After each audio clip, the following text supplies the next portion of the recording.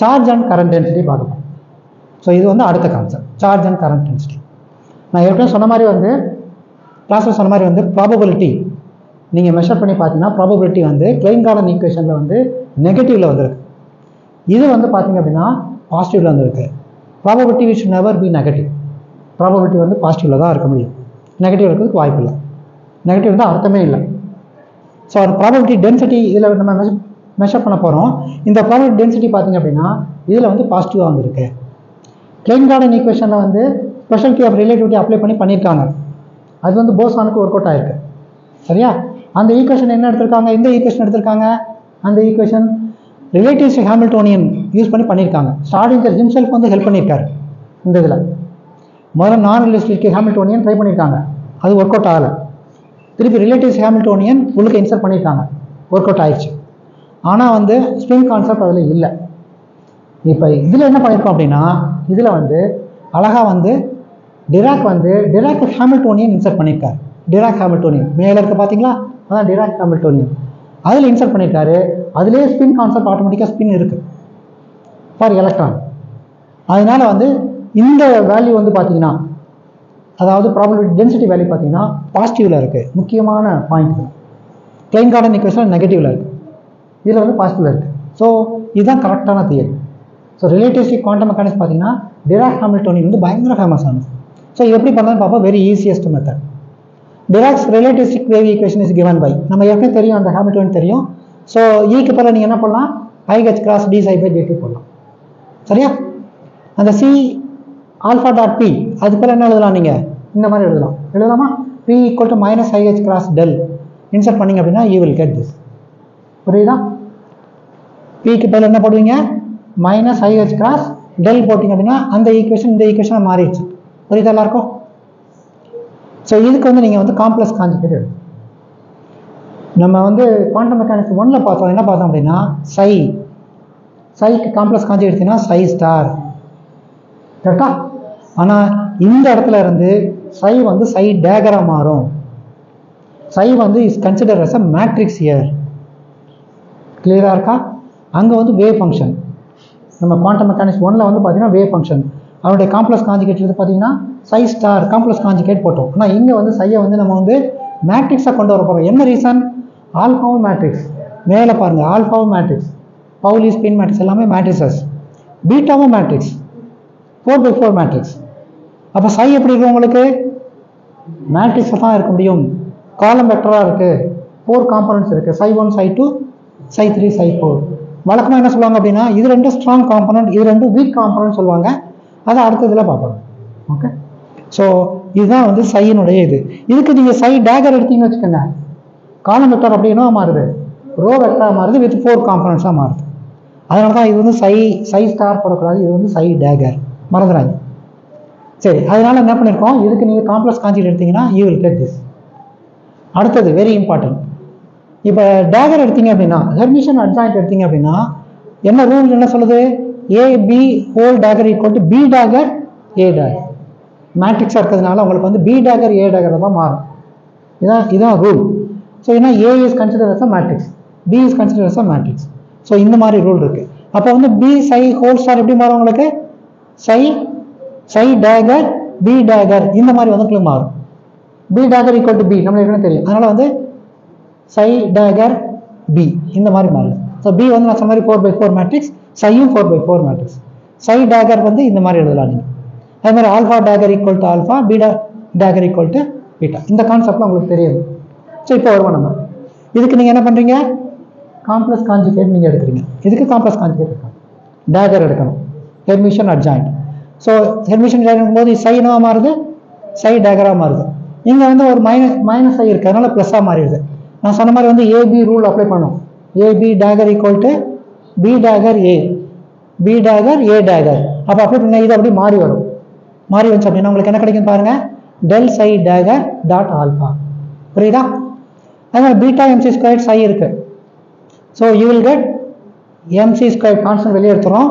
இந்த பீட்டா சை எப்படி மாறுது பாருங்க, சை டேகர் B டேகரா மாறுது. B Daguerre equal to B beta, அதனால வந்து சை டேகர் பீட்டா. புரியுதா?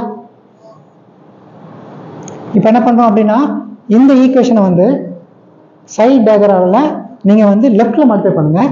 இந்த ஈக்குவேஷன் வந்து சையால் ரைட்டில் மல்டிப்ளை பண்ணுங்கள். ரெண்டை மைனஸ் பண்ணுங்கள். You will get the answer. அவ்வளோதான். இந்த ஈக்குவேஷன் என்ன சொன்னேன் நான்? சை டேகரில் லெஃப்டில் வந்து மல்டிப்ளை பண்ணணும். அப்போ IH cross psi dagger D psi by DT which is equal to அதே equation minus CIH cross psi dagger லெஃப்ட்லேருந்து மல்டிப்ளை பண்ண சொல்லியிருக்கேன். So psi dagger alpha dot del psi plus psi dagger beta MC square psi வந்துருச்சா? இந்த equation சொன்னேன் நான் சையால் ரைட்லேருந்து multiply பண்ணணும். அப்போ வந்து minus IH cross D psi dagger by DT இது வந்துருச்சு. சை போட்டுட்டீங்க which is equal to CIH cross del psi dagger அப்படியே வருது டாட் ஆல்ஃபா சை. அதே மாதிரி இந்த equation multiplied by psi operates on சை.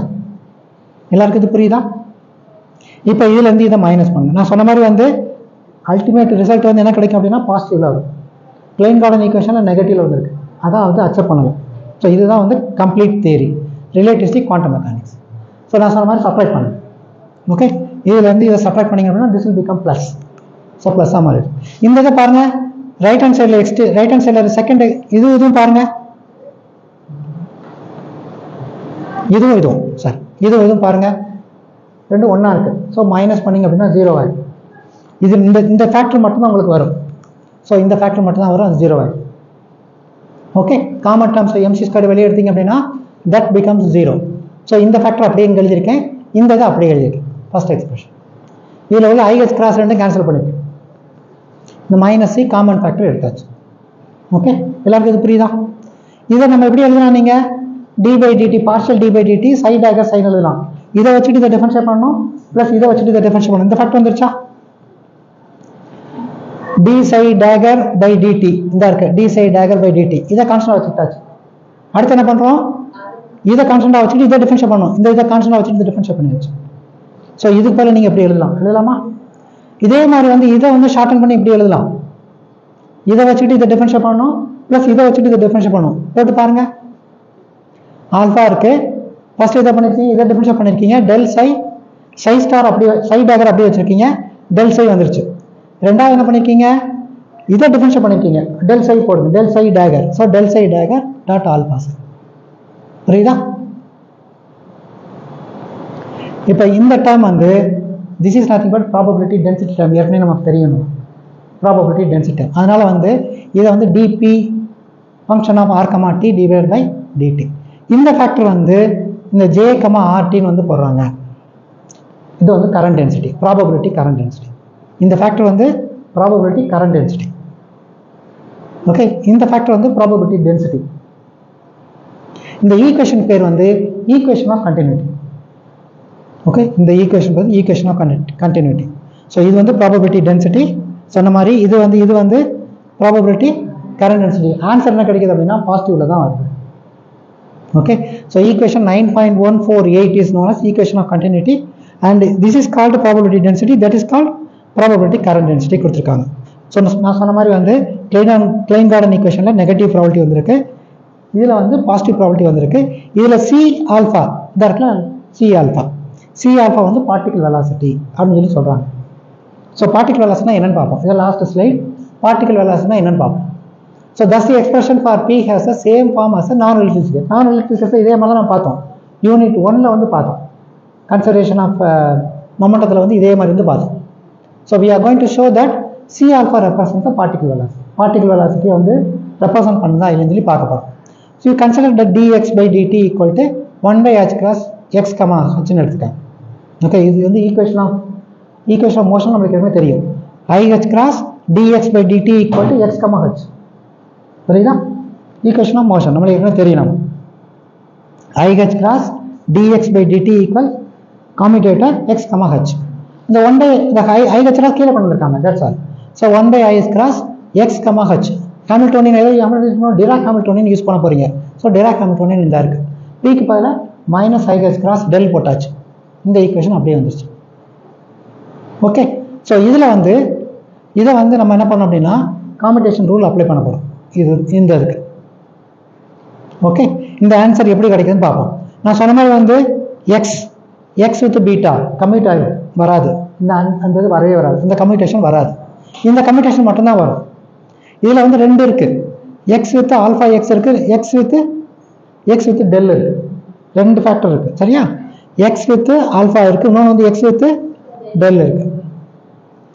இப்போ x, so x with alpha and x with del, X alpha வந்து பார்த்தீங்க அப்படின்னா அதுவும் கமிட் ஆகும், அதுவும் 0 வரும். அப்போ எக்ஸ் டெல் மட்டும்தான் உங்களுக்கு கிடைக்கும்.